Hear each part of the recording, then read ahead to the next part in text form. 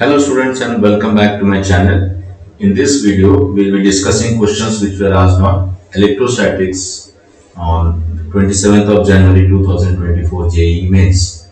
Okay, as you know students, I have been discussing questions in every detail and with all the shortcut techniques wherever possible. Okay, so try to learn the techniques and particularly I focus on solving a question within the stipulated amount of time, like maybe 1 minute or 2 minutes or 3 minutes. Of course, in certain situation, due to explanation and all, it might consume more time. But always remember that when you solve the question, you are supposed to solve it within 1 minute or maximum hardly 2 minutes, not more than that. So for that, the main technique is that the underlying secret is you should minimize writing work. You should minimize writing work and you should maximize using your brain. So most of the steps you are supposed to skip. Instead of writing, you have to skip. Mentally, you should be able to skip the steps, and probably after the first step, you should jump to third or fourth step like that. Instead of writing all the steps, because the more you write, the more you lose time, and hence the more you gain the rank. Remember, more writing, more losing the time, more rank. You'll get a big rank. So of course that is not desirable, right? So starting from the first question, I think sequence is not proper. Students, please forgive me for the sequence. Sequence is not proper. Right. So here coming to the first question, an electric charge 10 power minus 3 microcoulomb is placed at origin of XY coordinate system. 2 points P and Q are situated at this and this. The potential difference between points P and Q is. So this question is quite simple. So first thing you should understand that the point P and the point Q are actually equidistant. Why? Because I'll show you. See, the charge is here. Okay. So point Q is lies on the x-axis. You can see at a distance root 6, whereas point P, the coordinates are root 3 and root 3. So that means this will be root 3. This will also be root 3. So if you apply Pythagoras theorem, you will be getting root 2 times root 3, which is obviously root 6.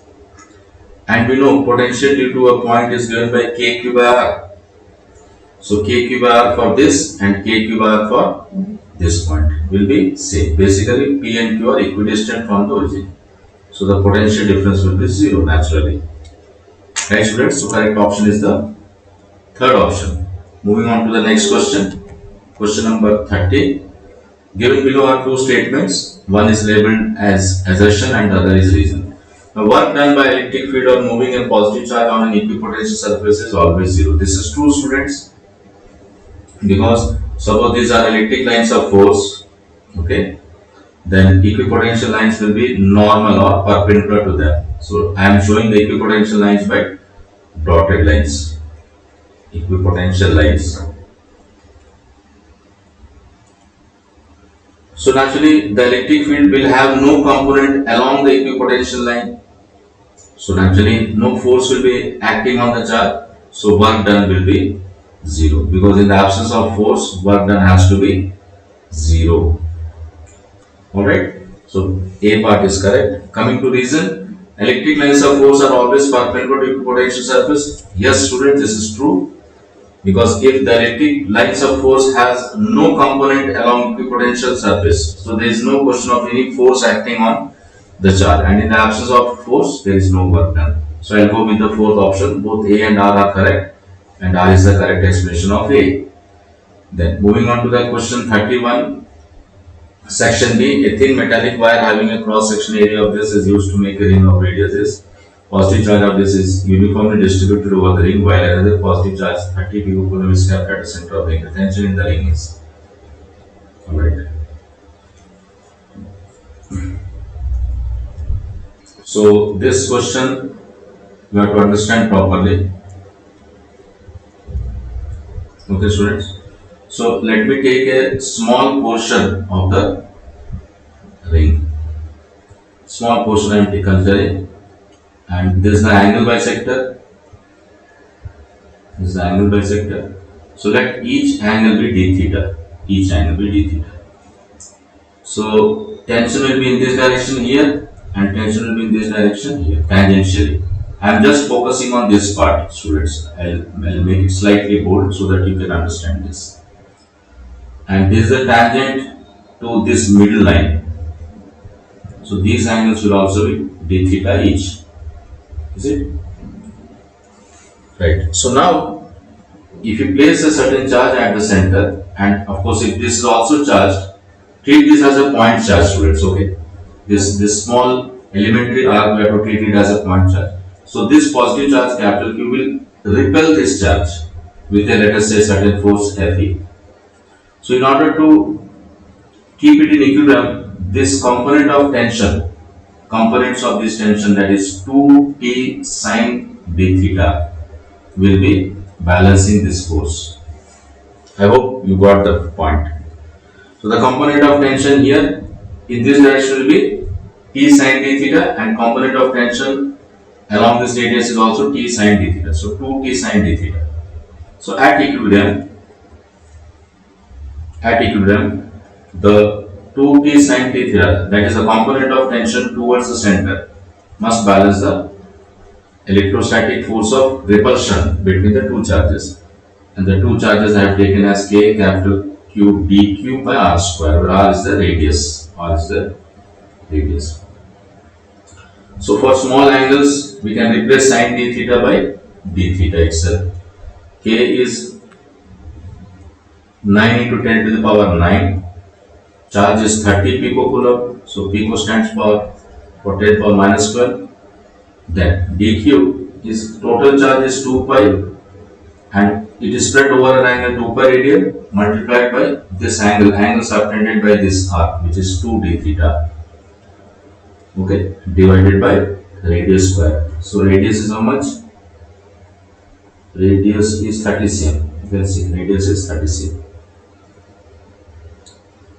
So 30 cm means 3 into 10 power 1 minus 1 meter.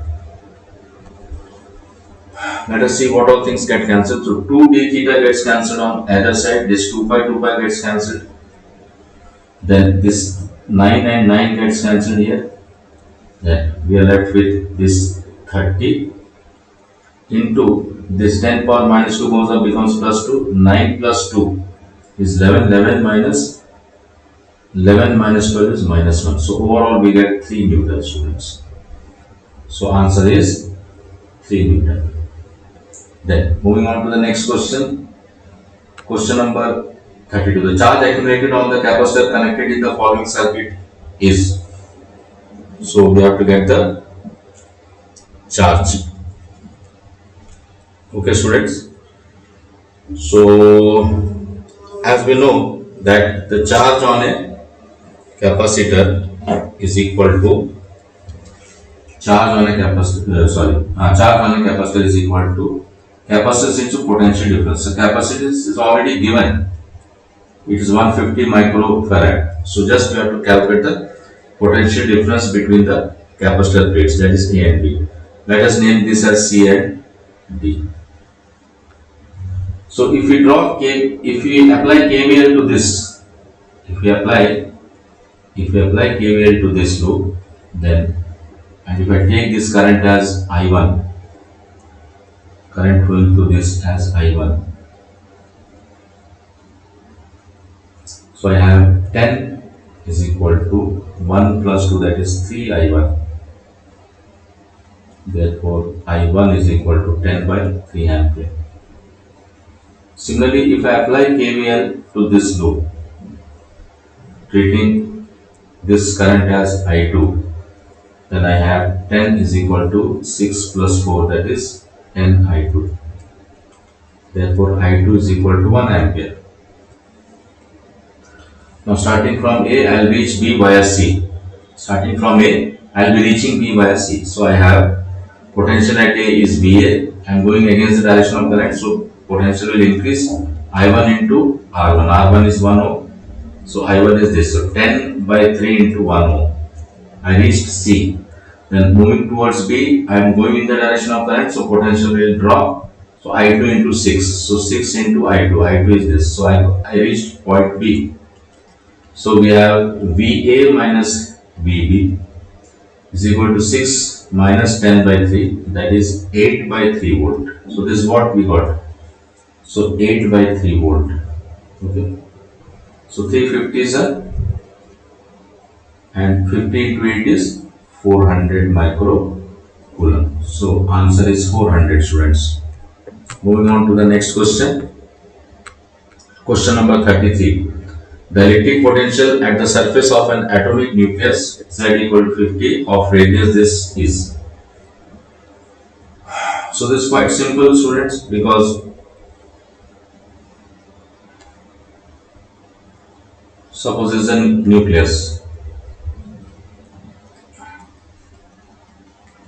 Nucleus is full of protons, protons being the only charged particles within the nucleus. So total charge will be Ze, that is 50 times of electronic charge, and on the surface of a sphere, potential is given by Q by R.